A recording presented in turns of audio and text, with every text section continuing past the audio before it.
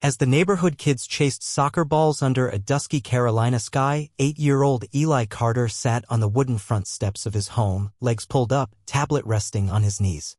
His fingers moved across the screen with the kind of absent-minded tapping that came from pretending to play. In truth, he wasn't interested in game, not with the way his body felt.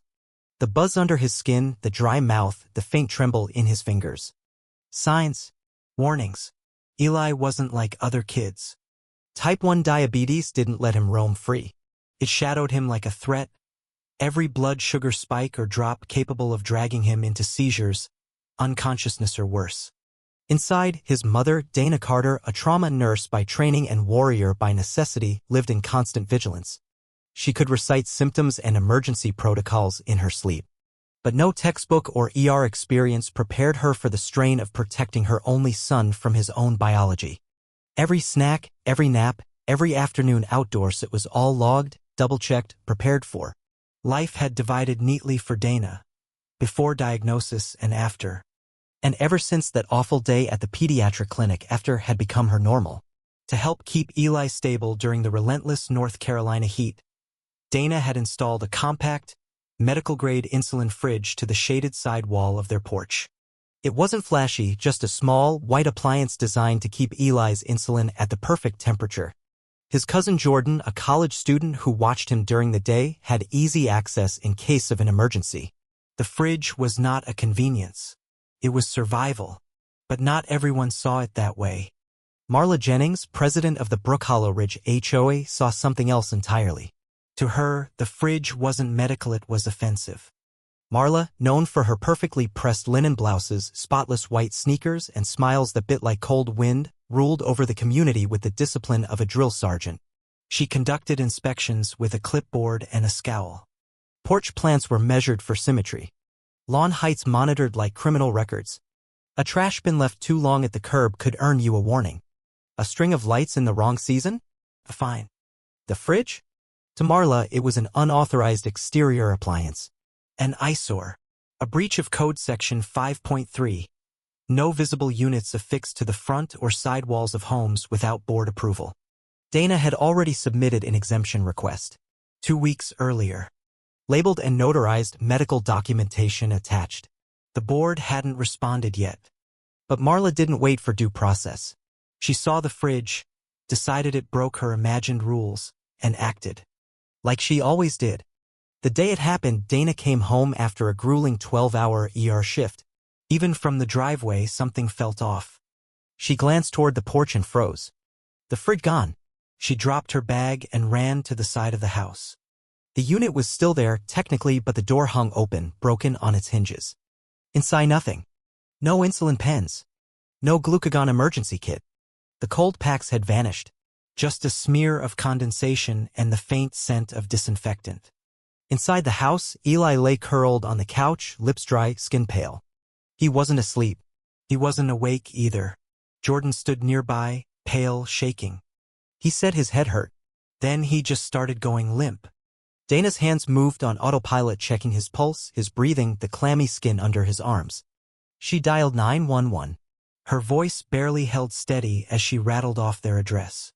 He's type 1 diabetic, she told the dispatcher. His insulin is gone. We need an ambulance. Now. And as if on cue, Marla Jennings stepped onto the porch. Clipboard in hand. Perfect posture. That awful, tight smile pasted on like it belonged in a wax museum. I took the liberty of removing that unit, she said. It didn't comply with community standards. Dana looked up, stunned. Marla gestured vaguely toward the gutted wall. It was unsightly. I'm sure you understand. Dana clutched her son closer, her voice trapped beneath the sheer disbelief.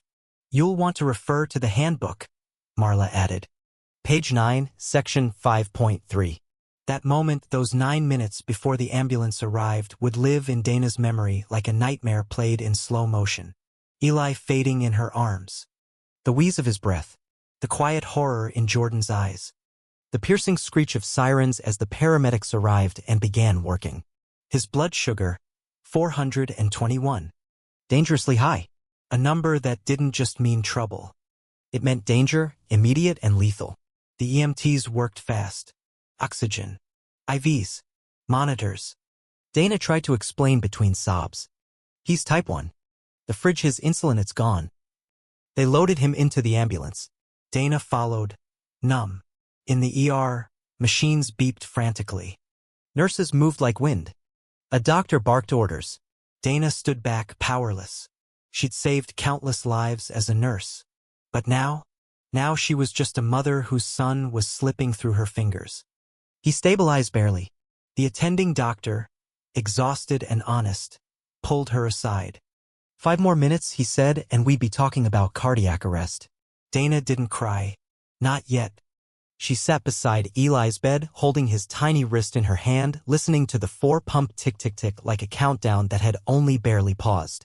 All because someone decided a fridge was uglier than a child's life. The next morning, Dana didn't go home. She went to the police station.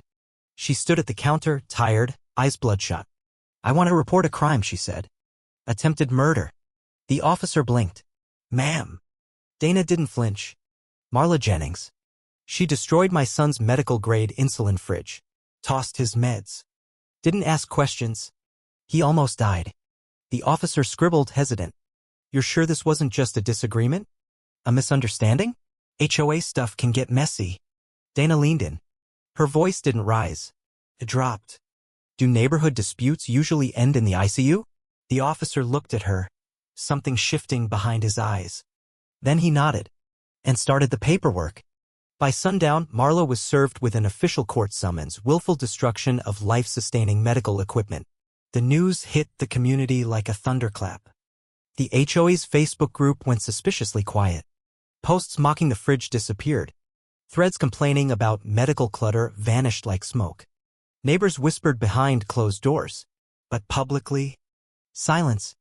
No one brought Dana a meal. No one rang her bell. The same neighbors who used to wave now avoided eye contact. Crossed the street. And Marla? She played victim. At the emergency HOA meeting held a week later, she stood in front of the room like a politician on the ropes. "We have to think about the integrity of our neighborhood," she began, voice measured, lips tight. "We can't allow emotional exceptions to undermine the order we've built." Dana stood in the back, arms folded. Listening. "It wasn't personal," Marla said. "It was policy." But the silence that followed spoke volumes. People shifted in their seats. No one clapped. The story didn't stay local. Within days, it was on every news feed. HOA president charged after destroying diabetic child's life-saving insulin. Talk shows debated it. Blogs exploded. Parents rallied. Nurses shared stories. Hashtags trended. Eli deserved better. HOA reform now, not just a fridge. The day of the hearing, a sea of people stood outside the courthouse. Some in scrubs. Some in hoodies. Mothers with strollers. Fathers with signs. Kids with glucose monitors clipped to their belts. Inside the courtroom, Dana sat near the front, her folder full of medical records beside her. The prosecution queued up security footage from a neighbor's camera. Grainy, but clear. There was Marla. Gardening gloves on. Bolt cutters in hand. She clipped the lock on the fridge. Emptied it. Sprayed it down. Tossed the contents into a trash bag. Rolled the unit toward the curb. The room went still. Marla stood pale. Two didn't know what it was. "I thought it was junk." The prosecutor didn't blink. "You thought the Red Cross was decoration? The orange medical device tape? The prescription labels?" Silence. This wasn't junk. This was a lifeline. And that child almost died. The courtroom buzzed. Even her own attorney leaned back in his seat, suddenly unsure. The jury heard every word. And when the verdict came in, it was clear. Guilty. Attempted endangerment of a child by destruction of medical equipment. Sentenced to 3 years. Permanent removal from all HOA roles.